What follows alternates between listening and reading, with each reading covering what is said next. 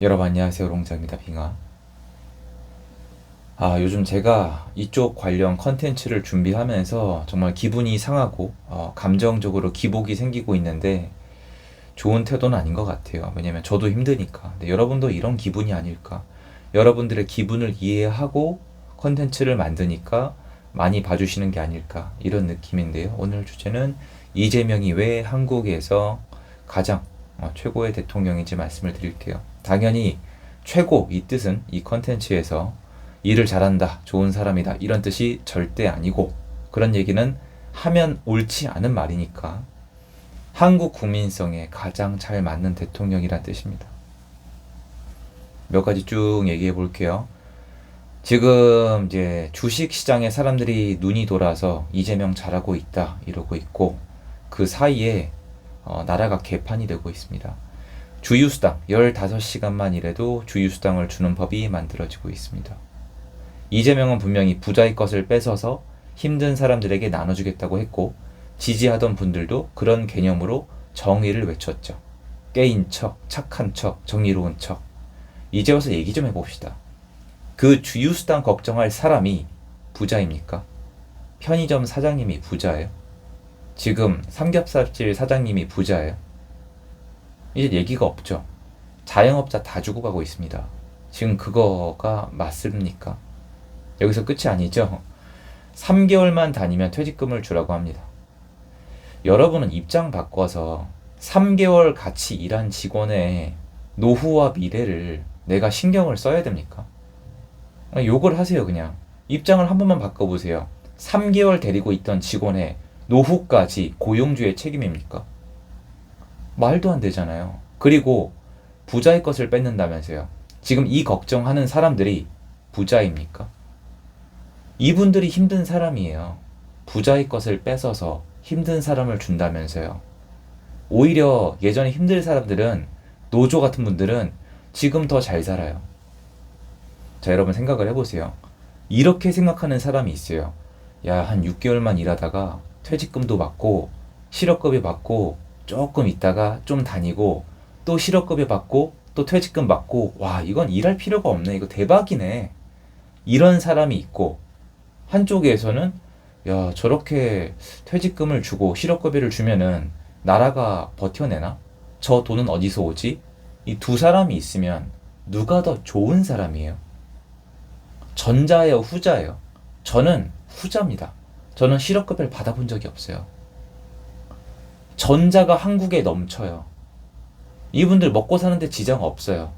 이게 좋아요? 이 돈은 누구한테 옵니까? 부자한테서 온다고요? 아니요. 국민들의 세금과 그 자영업자 분들한테서 오는 거예요.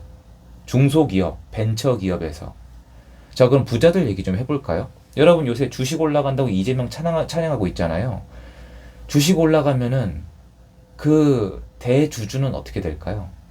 여러분이 그렇게 싫어하는 기업, 재벌들, 부자들, 상장 기업의 주인들 지금 어떨까요? 다시 부자가 됐죠. 자, 지금쯤 되면은 제 말이 무슨 말인지 아시겠잖아요. 이재명 대통령이 왜 한국 국민에게 최고의 대통령이냐? 딱 그 수준을 파악하고 있거든요.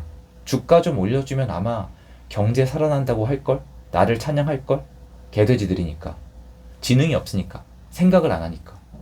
근데 분명히 했던 얘기는 부자들을 털어서 가난한 사람을 주자는 건데 알고 보니까 가난한 사람을 털어서 그나마 나은 사람들한테 편안한 삶을 강제로 제공하고 있고 부자들은 더 부자를 만들고 있죠. 아닐 거라고요. 강남 아파트 얘기 좀 해볼게요. 부자들이 가지고 있는 아파트는 지금 역사적 신고가를 뚫고 호가가 오르고 올라 일반인은 접근조차 불가능한데요. 끝이 아닙니다. 국가에서 친히 서민은 접근도 못하도록 대출까지 막아버렸습니다. 게다가 이제는 거기에 새 아파트를 짓기는 더 어렵습니다. 왜 그러냐? 건설사를 완전히 조지고 있습니다. 만약에 공사를 하다가 안 좋은 사고가 터지면 감옥에 가는 동시에 이제 법을 만들고 있죠. 특별법을. 이 사고가 터지면 매출의 3%가 벌금인데요. 예전에 여러분 건설사가 연 매출의 순이익이 8%가 나오면 대박이었고요. 10%가 넘는 경우는 초초 대박에 부동산 초호황기고요. 대개 3%에서 5% 정도 나옵니다. 무슨 말이냐? 1년 동안 번 돈을 전부 다 토해내라는 겁니다. 아, 다 좋아요. 댓글에도 있더라고요. 나 같은 인간들은 노동자의 목숨보다 돈을 더 우선시한다. 그런 약간 전능하신 분들이 계세요. 여러분 분명히 말씀드리지만 오늘 컨텐츠의 주제는 아니지만 돈으로 안전을 살 수 있습니다. 잘하면은 눈에 안 보여서 그렇지 안전이 올라가고 사망률이 줄어들어요. 일자리가 줄어들면 안 좋은 그 극단적 선택의 확률도 올라가거든요. 이런 건 눈에 안 보이는 거예요. 그리고 그런 분들 이번에 항공기 사고는 나가서 왜 시위 안 합니까? 이중적이고 머리에 든 것도 없고 말 같지도 않은 짓거리를 하고 있는 사람들이 그 사람들인데 거꾸로 프레임을 씌워서 저를 비난하는 걸 보면은 정말 역겹다는 생각이 많이 듭니다. 자, 그러면 앞으로 새 아파트 못 짓죠? 건설사 어려워지죠? 그러면 주요 입지 아파트는요? 부자들의 세상이 되는 거예요. 그리고 실거주만 하고 있습니다. 자, 전부 다 한번 봐보세요. 이게 말이 되나? 그리고 이제 법을 개정할 때마다 기업들은 그거에 맞춰서 사람을 안 뽑게 돼 있습니다. 예를 들어 볼까요? 아주 예를 들어서 이런 얘기를 함부로 하면 안 되겠지만 남녀 중에 특정 이 성에 대해서 임신을 하게 되면은 근무 시간을 절반으로 줄이겠다. 그러니까 월급을 줄이면 안 돼요. 그럼 벌금을 강하게 때릴 거고 앞으로 만약에 아기를 낳거나 임신을 하면은 한 3년에서 5년 동안 근무 시간을 절반으로 줄여라. 이렇게 할 수 있잖아요. 뇌피셜을 쓰지 말라고 하고 싶으시잖아요. 옛날에 했었어요. 통과를 못 시켜서 그렇지 했었다고 여러분. 했었어요 이거. 2시간씩 줄이는 거. 그러면 기업에서는 어떻게 할까요? 여성을 뽑고 싶어도 못 뽑아요. 차별하자는 뜻이 아니에요. 못 뽑아요. 왜냐면은 회사가 굴러가질 않거든요. 여러분 지금 주식 얘기하는 뒤쪽으로는 기업을 완전히 조지고 있습니다. 그리고 미국의 전문가들한테 한번 물어보세요. 멀쩡한 기업한테 주식을 부양하는 뜻은 뭐예요? 짜내란 뜻입니다. 뭐라도 짜내라. 그럼 뒤가 없어요. 이재명은 뒤가 없어요. 지지하는 분들도 뒤를 생각하지 않아요. 그리고 아예 생각을 없는 게 이 돈이 어디서 오는지를 묻고 따지지도 않아요. 그래서 우리 사회가 어떻게 됐습니까? 실업급여만 받고 사는 사람이 넘쳐나고요. 이 금액이 도저히 이제 계산도 안 되고요. 그리고 직원을 못 써서 가족끼리 가게를 운영하는 데가 정말 눈에 보이고요. 그리고 빈 상가가 이렇게 많이 보이는 건 제가 처음 봤고요. 월세가 이렇게 많이 올라간 세상은 제가 처음 봤고요. 남자가 여자를 이렇게 무서워하는 세상도 처음 봤고요. 고용주가 피고용인을 이렇게 불편하게 생각하는 세상도 처음 봤고요. 국가가 이렇게 국민들에게 대놓고 일하지 말라는 세상도 처음 봤습니다. 일하지 마라. 주 4일제로 일해라. 아니면 그 실업급여 노리려면 어떻게 해야 돼요? 일하면 안 돼요. 이 컨셉대로 가야 되거든요. 무슨 말이냐면 점점 더 노력하는 사람은 설 데가 없는 거예요. 뭔가 만들어내겠다. 창업하겠다. 새로운 걸 만들어내겠다. 이건 안 돼요. 그냥 국가 시스템 따라서 편하게 먹고 사는. 무슨 여러분이 무슨 충 이러잖아요. 루팡 이런 거 있잖아요. 그게 정말로 사회적으로 점점 더 현명한 선택이 되어가고 있거든요. 그러니까 지지하는 분들이 어떤 분들이겠어요? 그분들이에요. 이거죠. 네가 노력하는 바람에 내가 밑으로 내려가니까 너도 노력하지 마. 근데 문제는 뭐예요? 이 사람이 쓰고 있는 모든 이 환경과 좋은 제품들은 노력하는 사람들이 만들어내는 거거든요. 근데 이거는 좋아. 근데 얘는 싫어. 이런 거야. 반일은 하는데 왜 하는지 몰라. 근데 일부는 너무 좋아. 그리고 나중에 반일 안 하니까 왜 안 하는지도 몰라. 아무것도 없는 거예요. 그리고 마지막으로 하나 더 말씀을 드릴까요? 핵 폐기수. 아무 말도 못하죠. 왜 그럴까요? 지금 이렇게 하는 이유가 뭐냐면 특별한 뜻이 있는 게 아니고요. 나라를 조지겠다는 거예요. 나라를 조져서 중국에게 쳐넣겠다는 겁니다. 그거 아니면 이렇게 할 수가 없어요. 여기 기업들 못 버텨요. 그리고 또 하나 상징적인 게 있어요. 정말 한국스럽지 않은 거. 딱 이재명의 컨셉과 국민들이 동일시되는 거. 러브버그. 러브버그는 중국 털팔이에요. 옛날에 코로나랑 똑같아요. 그 무슨 폐렴이라고 못 불렀잖아요. 똑같아요. 똑같습니다. 컨셉이.